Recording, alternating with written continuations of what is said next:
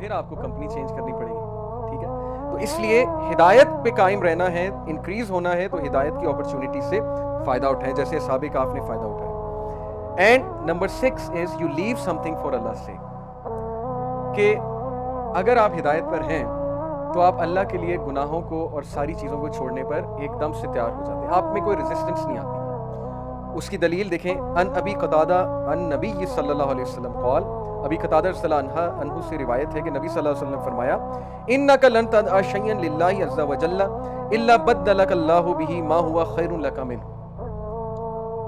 There is no person who leaves something for the sake of Allah, but Allah replaces it with something better. یہ promise ہے, عام بات نہیں ہے, promise ہے. اور پرومس کس کا ہے؟ نبی کا. عام آدمی کا پرومس نہیں, میرا یا آپ کا پرومس نہیں ہے.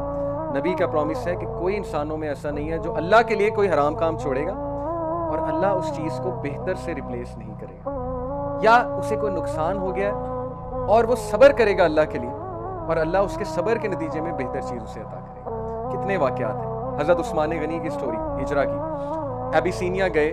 حضرت عثمان غنی, پتہ آپ کو کتنی انہیریٹنس ملی تھی انہیں؟ ایک رف آئیڈیا چلیں آپ کا ایک کوئز لیتے ہیں. حضرت عثمان غنی کو کتنی وراثت ملی ہوگی اپنے والد سے؟ درہمز میں بتائیں, اندازہ کتنے درہمز ملے گا؟ کروڑ, لاکھ, کتنے؟ 20 لاکھ, 40 لاکھ, 50 لاکھ, 3 کروڑ درہم یہ ان کی انہیریٹنس تھی. 30 ملین درہم ان کو انہیریٹنس ملی تھی حضرت عثمان غنی کو.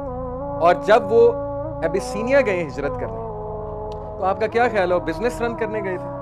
امیجن کریں ایک بندہ اپنی فیکٹریاں چھوڑ کر, تجارت چھوڑ کر ہجرت کر کے حبشہ چلا جاتا ہے, تو پیچھے سے بزنس چل رہا ہے کہ بند ہو گیا؟ کیا خیال ہے؟ حالات ہی ایسے بند ہو گیا. ابھی سیدھی سی بات ہے, نہ بزنس چل رہا ہے, تو ان کو تو فکر یہ ہونی چاہیے میرا بزنس بند ہو گیا, میرا بزنس نہیں چل رہا ہے, میں نے پیسہ انویسٹ کیا ہوا تھا.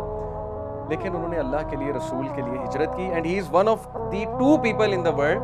آپ کو پتا ہے دنیا میں صرف 2 ایسے لوگ ہیں جنہوں نے اپنی فیملی کے ساتھ ہجرت کی ہے اللہ کی راہ میں, ایک حضرت لوط اور ایک حضرت عثمان غنی, باقی انہیں اکیلے کیے. تو یو وانٹ بلیو, مورخین لکھتے ہیں کہ ان کا مال 10 ٹائمز اور بڑھا, ان کا بزنس 10 ٹائمز اور بڑھا. فکر نہیں کر کے گئے, کوئی بات نہیں, اللہ رسول کے لیے بزنس بھی چھوڑنا پڑے گا, کوئی بات نہیں. حالانکہ وہ حرام نہیں تھا, بس چھوڑنا پڑا ہجرت کے لیے. ہمارے لیے تو ایسی سچویشن آئے گی نہیں نا, پہلی بار ہم نے کون سا ہجرت کرنی. لیکن واقعہ سنانے کا مقصد یہ کہ انہوں نے اللہ رسول کے لیے ایک چیز کو چھوڑا اور اللہ نے اس سے بہتر دیا. ابیسینیا میں کنگ کے ساتھ ان کے کانٹیکٹ بنے. نیت یہ نہیں تھی کہ کنگ کے ساتھ کانٹیکٹ بناؤں گا جا کے. ابیسینیا کی مارکیٹ میں کنگ کے ساتھ کانٹیکٹ بنے اور ان کا بزنس مزید فلرش کیا, مزید گرو کیا. پھر ام سلمہ رضی اللہ عنہا, پتہ آپ کو ام سلمہ کا نام سنا ہے کبھی؟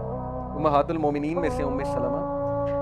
ابو سلمہ جو تھے, غالباً ابو سلمہ تھے, ان کی وائف تھی, بہت زبردست صحابی تھے, مہاجرین میں سے ہیں یہ دونوں. ان دونوں نے اللہ کی راہ میں ہجرت کی مدینہ کی طرف. They both used to love each other a lot. بہت زیادہ محبت تھی آپس میں. ان کا ایک ہی بیٹا تھا. جب قریش نے دیکھا یہ دونوں ہجرت کر رہے ہیں, تو ابو سلمہ کو کہا کہ تو نکل یہاں سے, تیری ہمیں کوئی پرواہ نہیں ہے, لیکن یہ خاتون ہماری ہے, خاندان والے آگے, یہ یہیں رہے گی. اب وہ خاتون ذات تھی, مجبور تھی, انہیں وہیں رہنا پڑا. اور ابو سلمہ پھر گئے کہ نبی صلی اللہ علیہ وسلم کے ساتھ میں نے جانا ہے, اور اللہ سے دعا کر کے گئے کہ اللہ ہمیں ری یونائٹ کرے. اور کتنے سال وہ لوگ علیحدہ رہے آپ سوچ نہیں سکتے, لیکن ان میں محبت بہت زیادہ تھی. یہ ہے ٹرو لو سٹوریز جو ہمارے یوتھ کو بتانی چاہیے ہمیں. اس کے بعد ان کے والد کے قبیلے کے لوگ آئے, کیونکہ ان میں جاہلیہ ابھی تک باقی تھی, قبائلی جاہلیت ہوتی ہے نا. وہ لڑنے آ گئے کہ یہ بیٹا ہمارا ہے, یہ تمہارا نہیں ہے. عورت کے پاس بیٹا تھا, انہوں نے کہا یہ بیٹا ہمیں دو, ہمیں اس کا باپ نہیں چاہیے, وہ تو مسلمان ہو گیا چلا گیا, لیکن یہ بچہ ہمارا ہے, بچہ ہمیں دو. بچہ چھین کر لے گئے. کین یو امیجن, ماں سے بچہ چھین کر لے گئے. لیکن اس کے بعد بہرحال ایک بندہ تھا ان میں, ایک بڑا تھا ان کے خاندان میں, اس نے صلح کرائی, بچہ واپس کرایا. ام سلمہ بھی پھر ہجرت کر کے وہاں گئیں. غزوہ احد میں جو ان کے شوہر تھے ان کی وفات ہو جاتی ہے, وہ شہید ہو جاتے ہیں.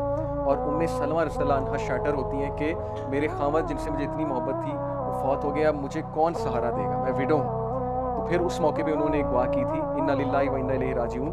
اور اس کی دعا کے آگے کے الفاظ ہیں کہ اللہ مجھ پر مصیبت ہے, یہ اس مصیبت پہ چلنے کی, اس مصیبت میں صبر کرنے کی توفیق دے, اور مجھے اس سے بہتر دے. اور دیکھیے رسول اللہ ان کے ہسبینڈ بنے, پروفٹ صلی اللہ علیہ وسلم. کتنا بڑا آنر ہے کہ وہ سوچ رہی کہ کون سہارا دے گا, اب میں کیا کروں گی, بیوہ ہوں, اور اللہ کے نبی نے ان سے شادی کر رہا ہے. اس لیے اللہ کے پلانس کو کبھی بھی آپ مت سوچیں کہ اللہ نے آپ کے لیے کچھ پلان نہیں کیا ہوا ہے. جب بھی انسان اللہ کے لیے کچھ چھوڑتا ہے, اللہ اس سے بہتر دیتا ہی دیتا ہے اسے. اس لیے اللہ کے لیے حرام کو چھوڑ دو, حرام سے باز آ جاؤ, لیکن اللہ سے دعا کرو, اگر اللہ نے یہی قسمت میں لکھا ہے ہو جائے گا, نہیں لکھا تو کوئی اور بہت بہتر لکھا ہے.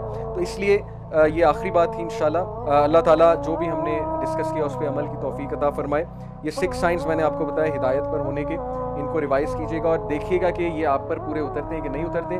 اگر نہیں اترتے تو ایفرٹ کریں, پریشان ہونے کی بات نہیں ہے. یہ بھی ایک ہدایت کا سائن ہے کہ ہم سب یہاں بیٹھے ہوئے ہیں اور ہم اس پہ بات کریں, یہ اٹ سیلف ایک سائن ہے. تو اللہ کا شکر ادا کریں اور استقامت کی دعا کریں. انشاءاللہ ناؤ وی اینڈ اپ. سبحانک اللہم و بحمدک اشہد ان لا الہ الا انت استغفرک و اتوب الیک. والسلام علیکم ورحمۃ اللہ وبرکاتہ.